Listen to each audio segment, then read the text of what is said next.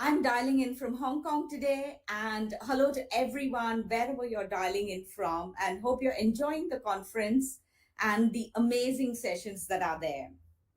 And I hope to keep the pace at this rate, and do let me know in case I'm going too fast or too slow or whatever. So I'll be talking about leaders as culture builders. If you think about it, storytelling is the oldest form of culture building that there is. As a kid growing up in the south of India in a place called Madras, my tiny glimpse of Russian culture was through the translated books in the book fair. So hearing about Baba Yaga and the other characters gave me that glimpse. And it's through stories that all important cultural information has gotten transmitted, moved from generation to generation.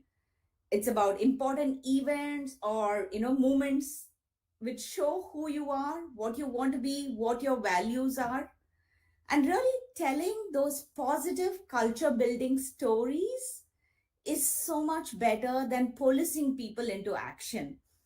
And I remember when I was the commercial manager in the 90s at Lipton, which is a tea company, we were having sales functions and commercial functions, and they were pretty siloed. The sales guys were very unhappy with commercial because commercial was not processing their claims fast enough. And anybody who's been in the sales commercial tussle will put their hands up on this. So I remember one day, one of the sales managers, Paul, he walked into my room and he banged this bunch of claim forms on my table and said, "These claims have not been processed for a month. My sales staff are waiting for the payment." And I was quite taken aback. I quickly went and chatted with my team. And there was my accounts team, just sitting with all those papers. And I said, "What's wrong? Why haven't you processed them?" And they told me that, "Oh, this bill is missing. This is not signed. The date is not okay." And, so many things which were potentially wrong. And they hadn't bothered to have that conversation and sort it out. They had instead just moved that pile aside and moved on. And that got us really thinking. So one of the sales managers, a very senior guy, Lakshman, he organized these training programs, which is more like a discussion where both the commercial and the sales functions could come together and resolve this. And then things work like clockwork, and sharing this example with other units helped us set up this process across the organization. So in our work with organizations on change management and leadership, I quickly came to realize that, leadership is just a mindset and it's not a position. And by being the change that you want to see, you can really drive change. And we've been collecting stories around culture over the last many years. And I want to share those observations. And I trust this will trigger ideas that all of you can take back into your work. So let me talk about, three parts to this ownership part. And then I'm going to talk about the leadership part. So let's just jump right in. How do you really take ownership? How do you make it personal? So bringing your whole personal self, and how do you keep it relevant to you and to everybody else? So this is Mike Rowe. He used to host this series called Dirty Jobs in Discovery Channel in the US. And what he basically did was he would go and work in oil rigs. He would go and work in coal mines. He would clean barnacles of ships and so on and so forth. So this was in 2015. He was in Hampton Inn in North Carolina, and he was supposed to be jumping out of a plane. He was supposed to be trying out some parachuting equipment, and he was not looking forward to it. And as he was walking in the corridor, he saw this ladder, and he could just see the legs of a man standing there, and the rest of the man was hidden somewhere in the ceiling. So he walks up and he says, "Hey man, what are you doing?" And that guy looks around. He's thrilled to, recognize Mike Rowe. And he says, Mike, here's the problem. My pipe has a crack in it, and now my hot water is leaning into my laundry room. I've got to turn off my pipe, replace my old pipe, and get a new one installed before my customers notice that there's a problem. So Mike asks him, "Do you need a hand, Corey?" And Corey says, "Oh, no, this is not dirty enough for you." And they laughed. And Corey asked, "Can I take a quick photo with you?" And Mike obliges. And then Mike says, "Can I take a photo with you?" And Corey is taken aback. "Why would you want a photo with me?" And basically, Mike tells Corey, "I really like the way you talk about your work. It is not the hot water, it is my hot water. It is not the laundry room, it's my laundry room. It's not a new pipe, it's my new pipe." So, most people don't talk like that, and most people don't own it. So Corey said, "This is not a job, it's my job. And I'm so glad I have it." And somehow that day, Mike says that when he was jumping off the plane, all his worries went away and he was thinking, "I'm not pulling a ripcord, I'm pulling my ripcord and it's my parachute." So I really want to ask all of you, how many of us feel like this about our job? And you can please feel free to type it on the chat as we go along, and I'll look at it later. How can we really help our employees make it personal for them? So I want to move on to point 2, which is about being the change. How do we really be the change that we want to see? And this is an amazingly fabulous incident that happened in Brescia in Italy in March 2020. So there was this hospital which was treating 250 coronavirus patients in an ICU, and they were running out of beds. The ICU was not equipped to handle it, and they were running out of vital respirator valves. These valves are a crucial part of a machine which keeps the patients alive. And because there was a sudden spike around the globe, they were all in short supply. And after hearing this serious issue, an Italian journalist who's featured here, Nincia Valini, she contacted the hospital and she connected the hospital with a 3D printing company called Isinova. So the CEO, Christian Fracassi, and the mechanical engineer, Alessandro Romioli, they went across to the hospital to understand, what are these respirators and valves? And they had never manufactured medical equipment before. But they said, "We don't care. Our city, our country, and the world needs a solution, and we believe our team can do it." So back in the facility, Isinova's team really mocked up a prototype very fast in under 3 hours. They took it back to the hospital, tested it, checked it, did some reiterations, and within the first 24 hours, they churned up 100 valves. And, the material cost of each of the valve was less than €1. So they didn't stop with this. They also refined and distributed the 3D printing process to people around the world. So if a non-medical team can create a medical device, think out of the box and go there, not only is that innovation, that's also being the change that you want to see. Again, how can we collect examples like this, which will motivate our teams to go beyond and explain to them about owning it? I would love to again hear from you on the chat, if you've seen anything like these. How do you take action? How do you go local when speed is the key? And we are seeing this in the post-pandemic world, right? Speed is the new mantra. We have individuals, businesses, governments, all forced to adjust to a new world. So this was in 1964, as you can see from the black and white photo. A cyclone hit the coast of southern India, damaging Pamban Bridge that connects Rameshwaram, which is in the tip of India, to the mainland. And the task of reconstructing this bridge was given to a 31-year-old engineer by the name Sridharan. He was given, he said, take 3 months, finish this task, but we need to get it done.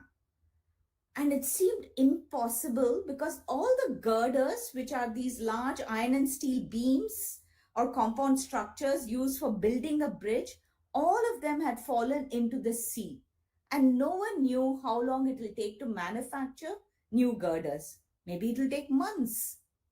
But instead of waiting for somebody else to take action, Sridharan basically, he had made friends with the local fishermen in the time that he was there.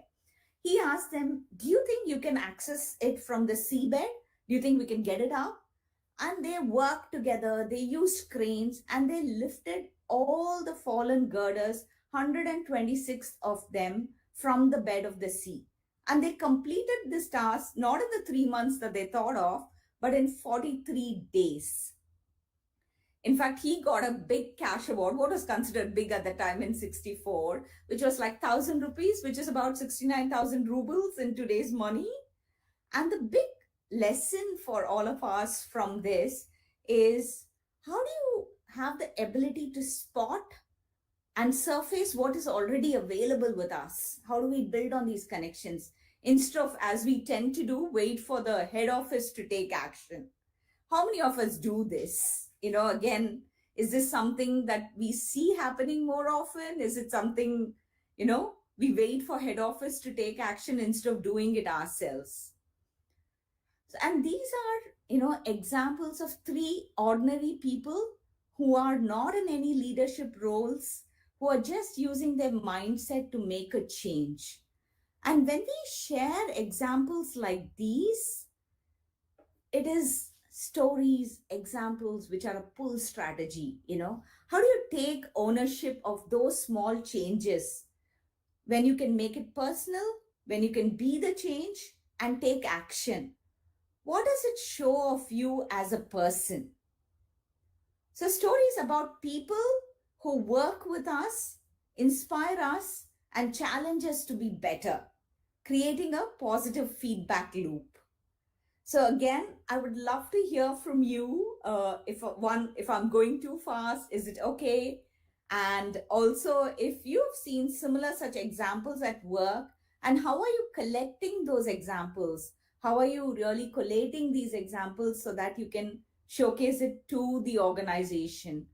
And what we call, in story terms, we call these story banks, where you're parking these examples, where you're sharing it with the rest of your team, so that you're able to take the messaging across.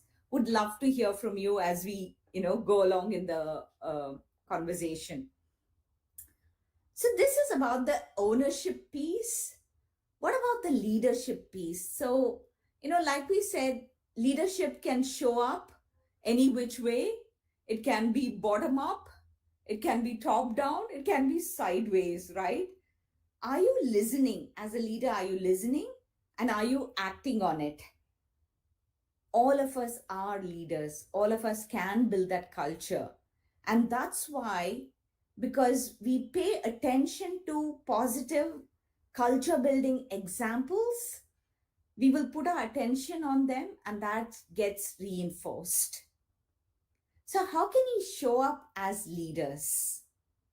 I just want to take a pause for a minute and just check with Tim and the audience. Is the pace okay? Am I going too fast? Are we okay with this?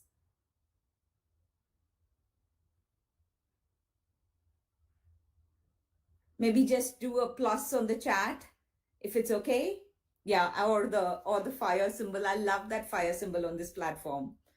Just looks okay, great. Thank you so much. Great. Let me just continue there. So how do you stay current and build relationships? This is Marcy Schindler, and she's the was the chief marketing officer of this organization called Work Market. Now, Work Market was a New York-based firm which used to help businesses manage their freelancers and consultants, just like the way we are doing it in gig economy now, what has become very popular now. What she did was, before her first day at work in 2016, she arranged to meet all her colleagues. She tried to, yeah, thanks. She decided to have one on one conversations, informal coffees and lunches with her colleagues in a very personal, unstructured way. And this was before she even started work. And she went in with a listening agenda.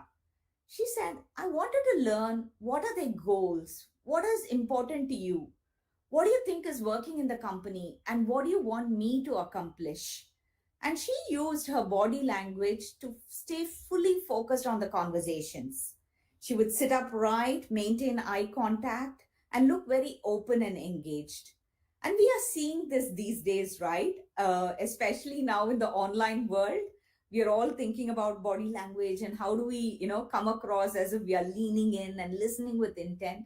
She did that with everybody that she was meeting, and even before her day one. And those early meetings really helped her to understand not just various perspectives, but also the personalities, the motivations of her colleagues. And when she started work, it became really easy. And she would customize these conversations. So when she was meeting the CEO, Stephen Dewitt, she would talk about the company's vision. And when she met Jeff Wald, who was the CEO at that time, she would talk about metrics. Then she would go hands in and find out what the customers are saying, what's happening in the market, and really keep a hand in the pulse. So when you hear something like this, doesn't it make you want to think about, oh my God, how can I approach my day one? If today was the day one when I was getting into a new project, a new assignment, a new job, how could I approach it? How could I really build and maintain those relationships? Next on the leadership agenda is, of course, how do you cultivate curiosity? This is Haier, which is a Chinese multinational home appliances company, and they're headquartered in Qingdao in China, very close to where I am now. So, how does a company like Haier listen to customer complaints, and how do they deliver projects and products that address the customer's needs? So there's a very interesting thing that happened about 20 years or so back. There was a farmer in Sichuan who lodged a complaint with the call center. He calls the call center and says, my drainage pipe in my washing machine is blocked. So the call center assigns a maintenance person to go into to the farmer's house and have a look. And oh, great, Alexandra, that's great. You so know about this company Haier. And the maintenance person goes for a house visit and checks the appliance. And guess what?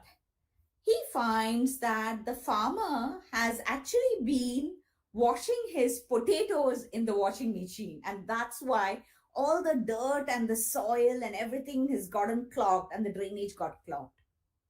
Now the maintenance person addresses the problem.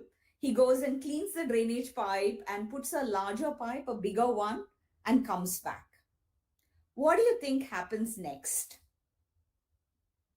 Any guesses?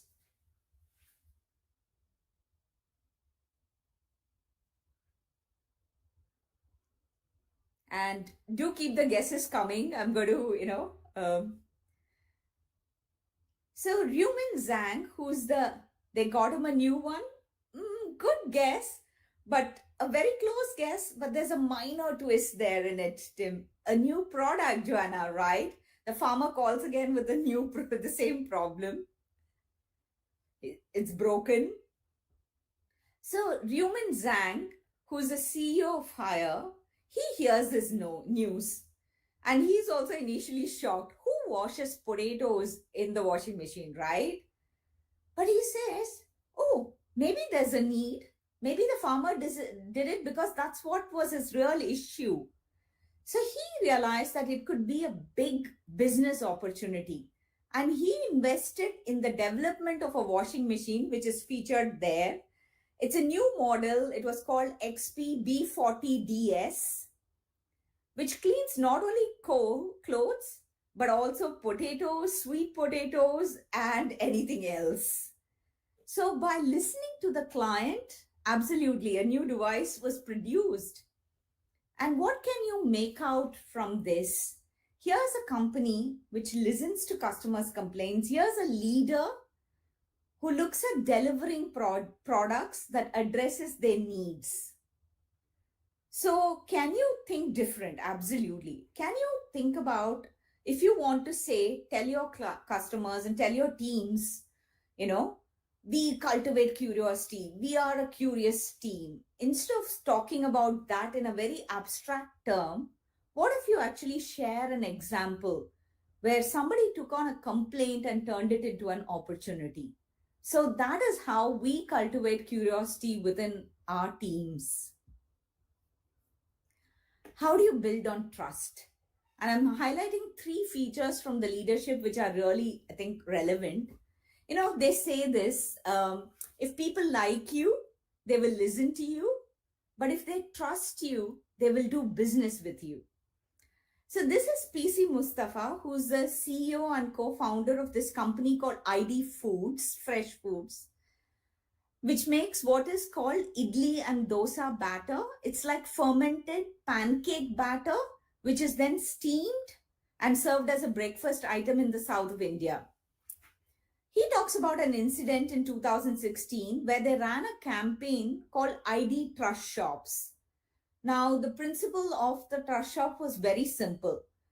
In the south of India, people didn't buy fresh foods in a packet normally. They would make it at home. They wouldn't buy it from the market. So he wanted the customers to really trust them as a company which could provide a healthy product in a packed form. So he put these trust shops, which are just refrigerators with their products, into housing complexes. And he would leave a box next to it so anybody could go in, open the chiller, pick up a product, and drop the value of that product into the cash box. There were no CCTV cameras, no security guards monitoring it. When the idea was mentioned, everybody mocked him. They said, what? You will leave this outside like this? People will steal. It's not going to work. This is just not going to work. But to everybody's surprise, the initiative was an absolute success. And in a place like India, which is also known for, like every other country, you can't leave things like this, right? But what he said was, if I want my customers to trust me, I need to trust them first. And he told about an incident, one particular trust shop, which is there in Chennai.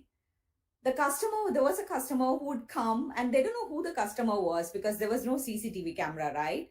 But they would find that the products would be low, and in the cash box, they would find monopoly money, fake money.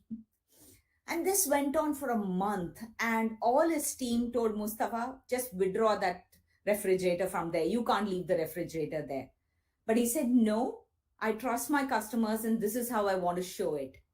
So what he did was left it there, and a good month later, one day they found a 500 rupee note, real currency, in the box. And that made his day. He said, these are the kind of thoughts that keep me awake at night. The kind of world that we are leaving for our children. What is the point of human intelligence if we can't create a world that has compassion, humanity, love, and trust?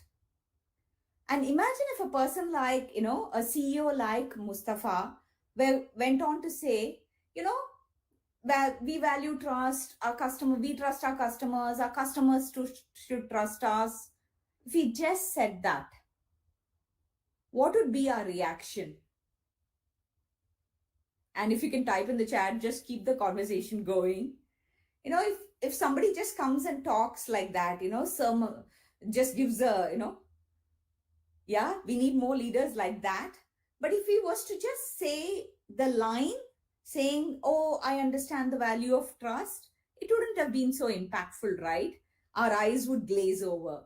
But he walked the talk and he showed that, and he created an imagery of what that brand stands for. It stood for trust, and he called it trust shops.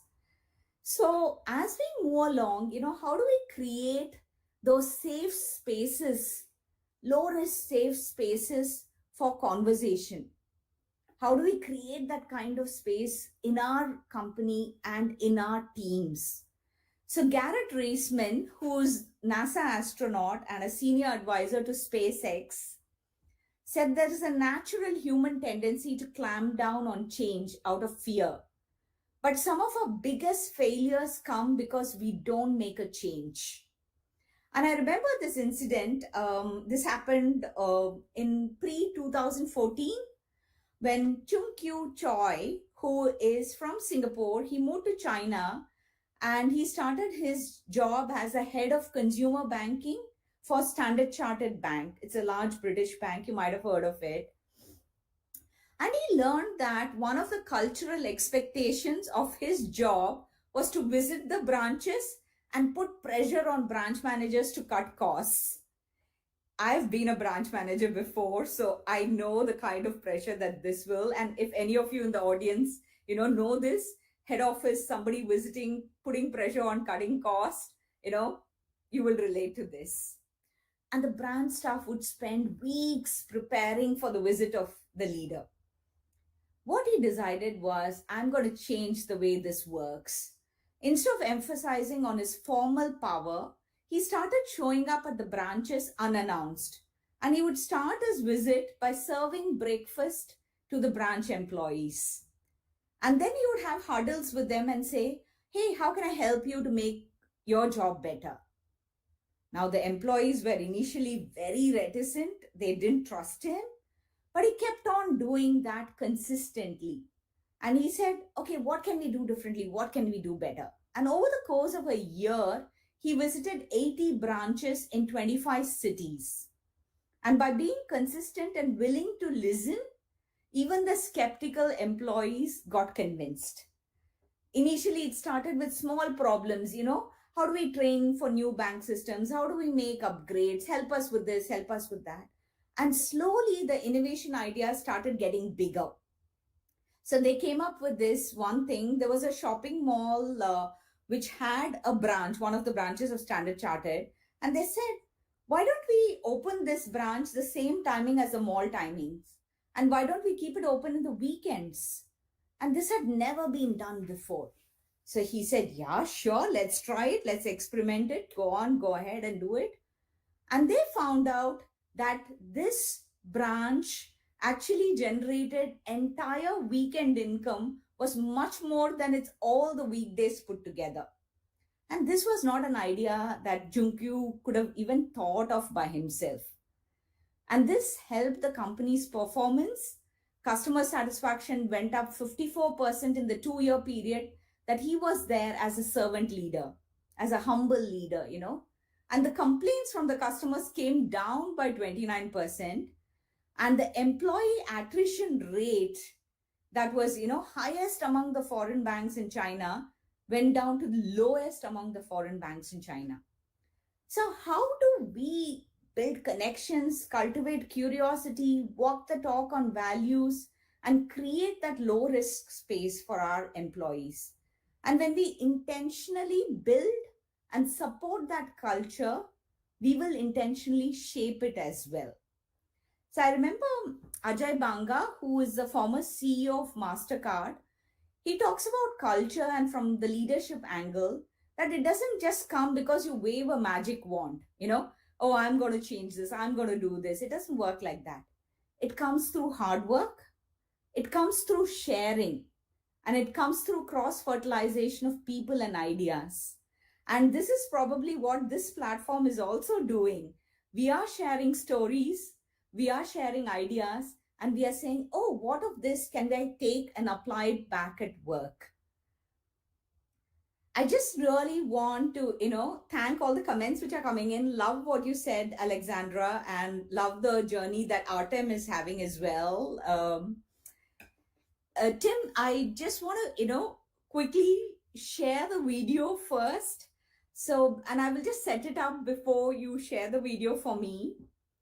So stories can really improve understanding and make the ideas more accessible for people. And then as leaders, and when I say leaders, I mean anybody who leads is a leader, and lead with purpose, lead with your story, who can lead to long-term changes. And sometimes some of the touches that you do as a leader are invisible. You don't even realize that you're doing it. So I want you to listen to Daniil Medvedev, who's a Russian tennis player who's currently world number 2. He was speaking at the presentation ceremony after he lost to Djokovic in the finals of Australian Open, which just got over recently. Have a listen, and then I'd like to just ask your views about it.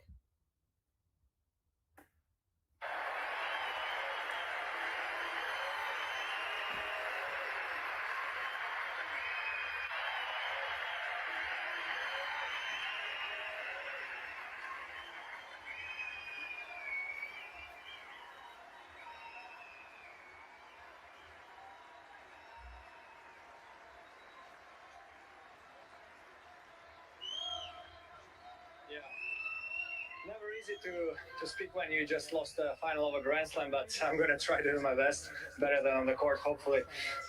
First of all, congrats. Better than on the court, hopefully. First of all, congrats to Novak and your team. I mean, 9 Grand Slams in Australia, 18 total is amazing, and probably it's not your last one, so I mean, I have no words to say.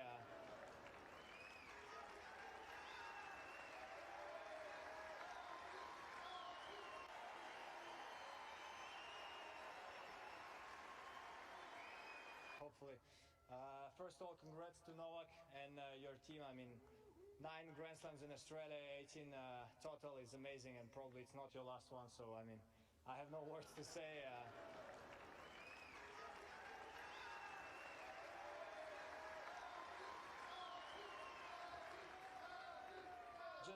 Just to tell you a small story, guys. First, I practiced with Novak when I was, I think, like 500 in the world or 600 in the world in Monaco, and so he was already number 1, just won Wimbledon.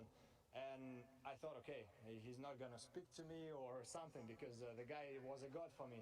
And I came there, and because I was shy, so I didn't speak. So he was asking me questions, talking to me like a friend. I was really surprised, and it never changed since I was 600 in the world or 4 in the world. You're a great sport, great person, so congrats to you.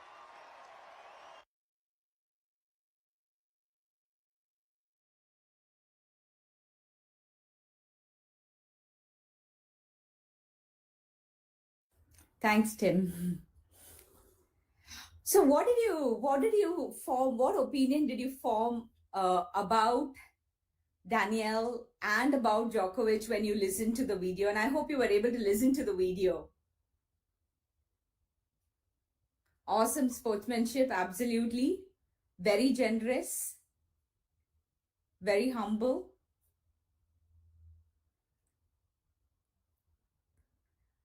And what are some of the things? I mean, he actually, a lot of generosity about the title and number doesn't matter. Play sports, be human. Love it. Love what you said. Relationships are more important than playing tennis. Absolutely, Paul. Lovely to see you here. And, you know, it's also he mentioned the team. And he talked about basically, how as a leader, when, you're somebody, let's say you just joined an organization, you're going in there, you don't know who to speak to, you don't know whether you should reach out to the CEO, CFO, anybody who's a leader. And if the leader takes that step and reaches out to you and talks to you, treats you like, great friends, then that's it, right? It just shared such a beautiful glimpse of what it was to him at that time. So a good leader really serves as a torchbearer, lighting the way for people and help them to keep moving. And if Daniil remembered it that many years back, just think of what a wonderful rapport that they've built together. And this is how, as leaders, you can touch lives and create an impact which lasts a lifetime. So I do want to, just thank all of you for being here today, helping us in this journey of working together to create that kind of leadership that we want to see. And love all that you're saying, Alexandra. Every single supportive word to people team is done by itself. Motivation comes with that support. So thank you so much for being such a great audience, participative on the chat. That's really useful. In a webinar, you're always wondering, you can't see the people. So you want to ensure that you're connecting and you're understanding. So thank you so much for doing that on the chat for me. And over to you, Tim. Are we okay on time?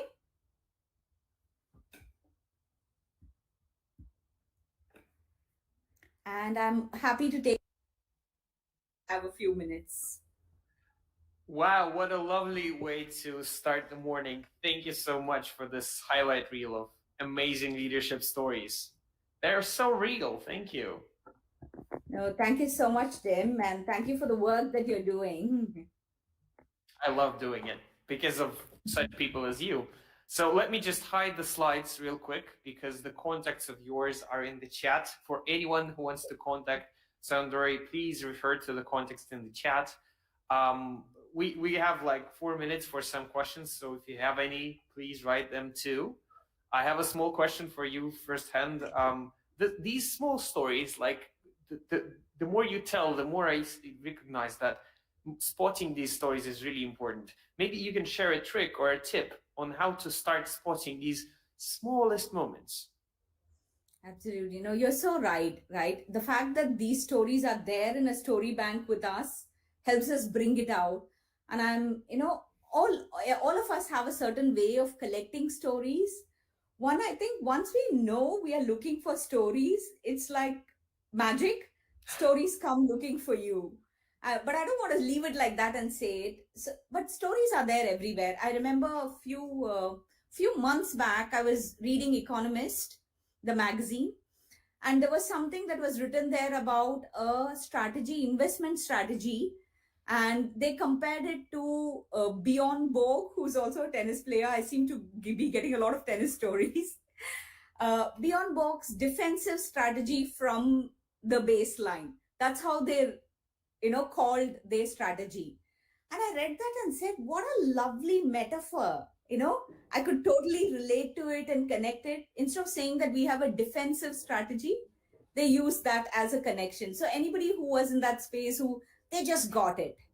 So how can we really keep our language very simple in a way that we connect to audience? We don't need to use the big words and complicated words.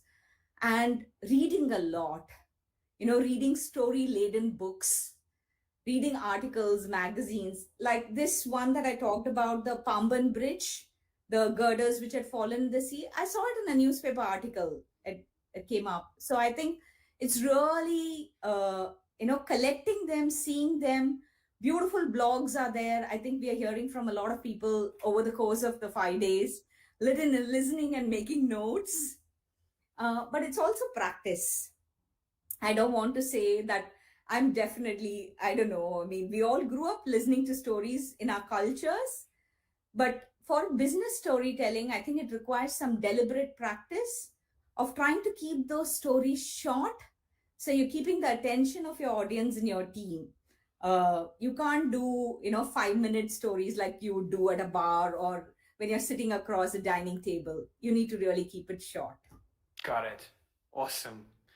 Soundari, I would love to follow up with more questions. Paul has a great question in the chat, but I have this offer for you. Why don't you stay for a little bit to answer Paul, and I'm just going to wrap it up with the final question so we can move to the next speaker who's already here. So my final question for you would be to finish the phrase. You probably heard it over the course of the last days. So imagine that Her Majesty the story came to life to teach leaders one thing and one thing only. That one thing, lesson, would be.